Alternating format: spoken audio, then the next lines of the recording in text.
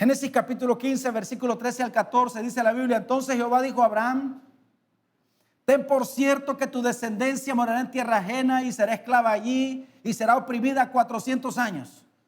Verso 14: mas también la nación a la cual servirán juzgaré yo, y después de esto saldrán con gran riqueza. Nosotros vemos el cumplimiento de esta promesa de Dios cuando el Señor levanta a Moisés y manda a sacar al pueblo de Egipto.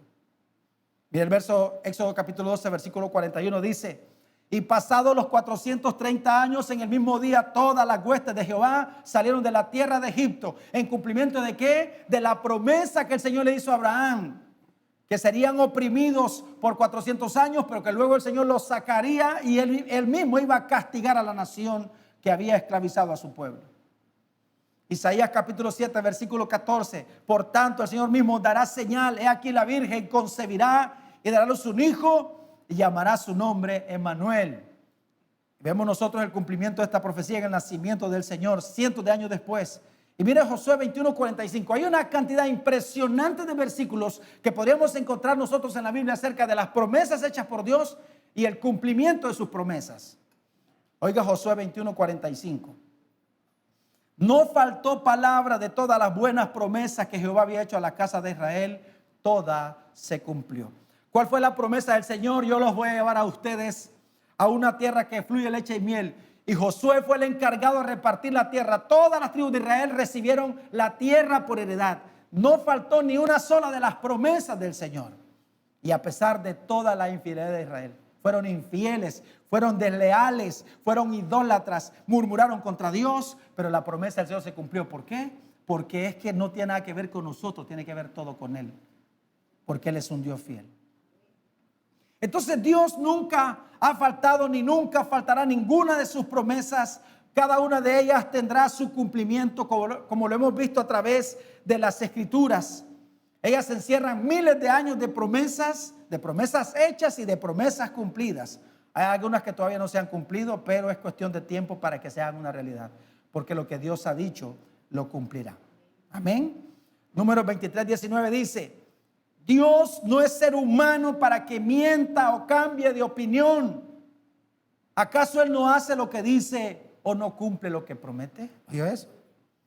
Lo leo una vez más. Dios no es un ser humano para que mienta o cambie de opinión. ¿Acaso Él no hace lo que dice o no cumple lo que promete? Pero recuerde que lo que Dios ha prometido está en las Escrituras. Si alguien le ha dicho que Dios dice y no está en la Biblia, pues tiene usted todo el derecho de dudarlo. Pero lo que está en la palabra del Señor, lo que Dios ha dicho que va a hacer, lo hará en nosotros.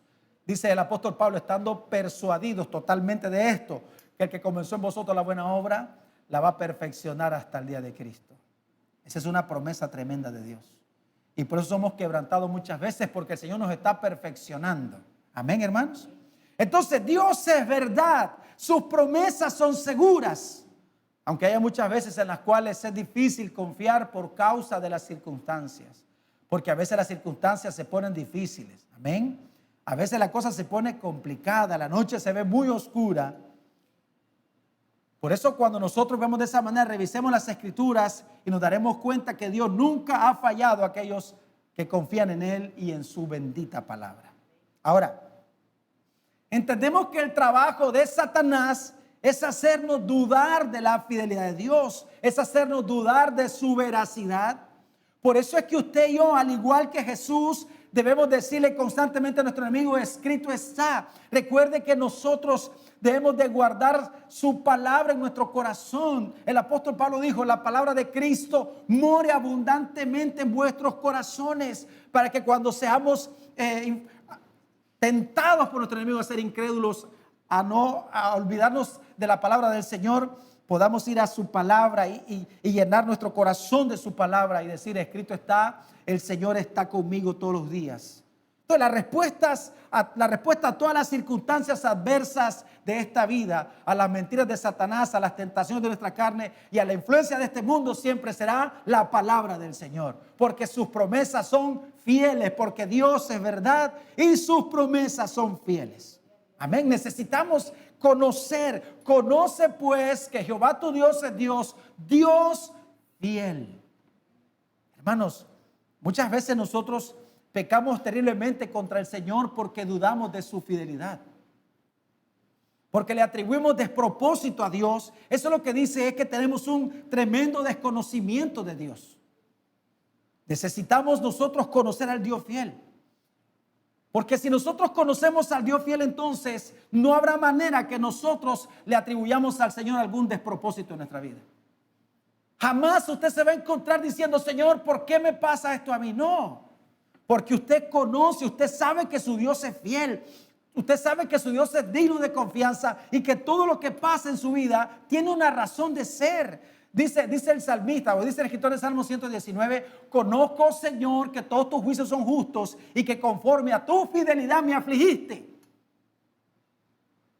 Ahora, recuerde que lo que dice el Señor se va a cumplir. Ahora, la palabra del Señor dice que a quien Dios toma por hijo, ¿qué hace con él? Lo disciplina. O sea que la disciplina de Dios, ¿qué significa la disciplina de Dios? Es muestra de su fidelidad. Gracias, Señor, porque me estás disciplinando, porque tu palabra se está cumpliendo.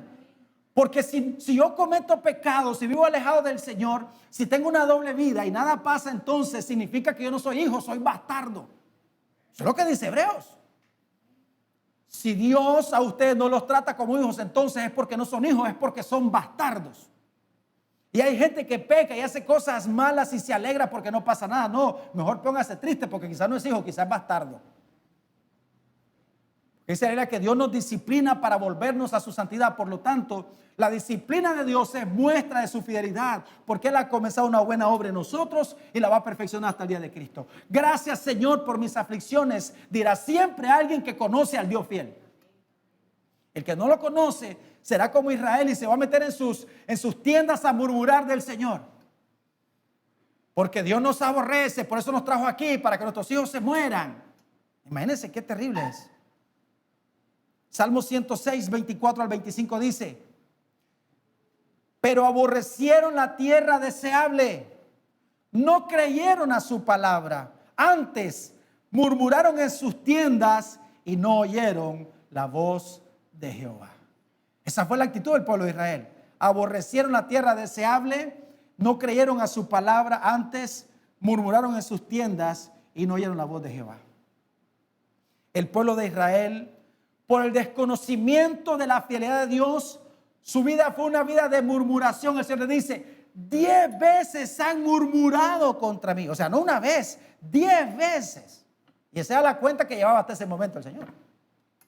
10 veces han murmurado de mí. Y Dios los había sacado de la esclavitud con mano fuerte y poderosa y les dio la promesa de llevarlos a una tierra que fluía leche y miel. Sin embargo, ellos dudaron de su palabra y pecaron murmurando contra Dios en el desierto, y solo sus hijos lograron ver la buena tierra que Dios les había prometido. 40 años en el desierto hasta que muriera la última persona de los que salieron de Egipto, los que vieron su gloria en Egipto. Solo Josué y Caleb entraron a la tierra. ¿Por qué? Porque confiaron en el Señor, porque sabían que tenían un Dios fiel. Hermanos, qué glorioso es poder conocer al Señor. El que conoce al Señor tendrá una vida plena. Por eso el Señor Jesús dijo, y en esto consiste la vida eterna, en que te conozcan a ti, el único Dios verdadero, y a Jesucristo a quien has enviado. La vida eterna no es algo que vamos a recibir en el futuro. Ahí será una realidad bendita, ahí será la plenitud de la vida eterna. Pero mientras estamos aquí podemos disfrutar de nuestro Señor, podemos disfrutar de la vida eterna. Amén. Pero hay que conocer al Señor, que Él es fiel, que guarda su pacto hasta 1000 generaciones con los que le aman y guardan sus mandamientos.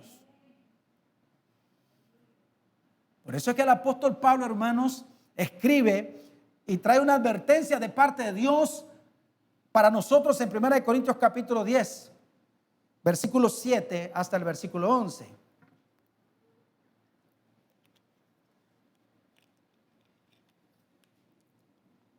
Dice, ni seáis idólatras como algunos de ellos.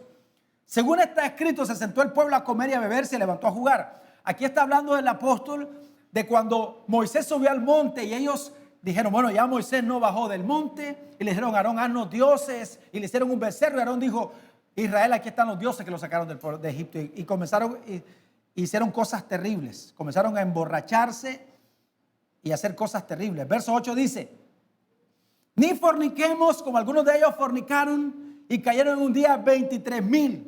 Ni tentemos al Señor como también algunos de ellos le tentaron y perecieron por las serpientes. Ni murmuréis como algunos de ellos murmuraron y perecieron por el destructor. Quiero que entienda, cada actitud, cada pecado en contra de la fidelidad de Dios siempre tuvo una consecuencia terrible para su vida. Y mira el verso 11 lo que dice. Oiga bien eso, hermano. Y estas cosas les acontecieron como ejemplo y están escritas para amonestarnos a nosotros, a quienes han alcanzado los fines de los siglos. ¿Para qué están escritas? Fíjense qué tremendo. Para amonestarnos a nosotros. Como un ejemplo para que nosotros no tengamos la misma actitud de ellos. Ahora, y muchas veces tenemos la misma actitud. ¿Y por qué es? Porque desconocemos al Dios fiel, porque no confiamos en el Señor. Debemos de reconocer que nos cuesta confiar en el Señor a la gran mayoría. Nos cuesta confiar en el Señor. Nos cuesta. Si nosotros confiáramos en el Señor, muchas aflicciones que padecemos, hermano, no las padeceríamos. Porque cuando nosotros dudamos, entonces es cuando hay batallas terribles en nuestro interior, y es que nos frustramos y algunos hasta se deprimen. Todo eso significa que no conocemos al Dios fiel. Pero nosotros, hermanos, si conocemos al Señor, entonces entendemos que no importa el desierto que tengamos que atravesar, porque todos vamos a atravesar desiertos en nuestra vida. Amén, hermanos. Si el Señor Jesús fue afligido y fue llevado al desierto, ¿qué le hace pensar a usted que Dios no lo va a llevar ahí? ¿Cuál es la razón por la cual el Señor nos lleva al desierto? ¿Se acuerdan lo que dice Deuteronomio 8? Dice, yo los traje al desierto, los hice padecer hambre para que entendieran que no solo de pan vive el hombre, sino de toda palabra que sale de la boca de Jehová vive el hombre. Cuando estamos ahí en el desierto, como dijo uno de los profetas menores, dice, y te llevaré al desierto y allí haré que te vuelvas a enamorar de mí. Por eso los desiertos son muestra de la fidelidad de Dios. Conforme a tu fidelidad me afligiste, dijo el salmista. Pero no importa el desierto que tengamos que atravesar, no importa las circunstancias adversas que tengamos que enfrentar, Dios nos ha dado grandísimas promesas para sostenernos en medio de las peores aflicciones de nuestra vida. Amén. En Salmo 119 dice, si tu ley no hubiese sido mi delicia, ya en mi aflicción hubiera perecido.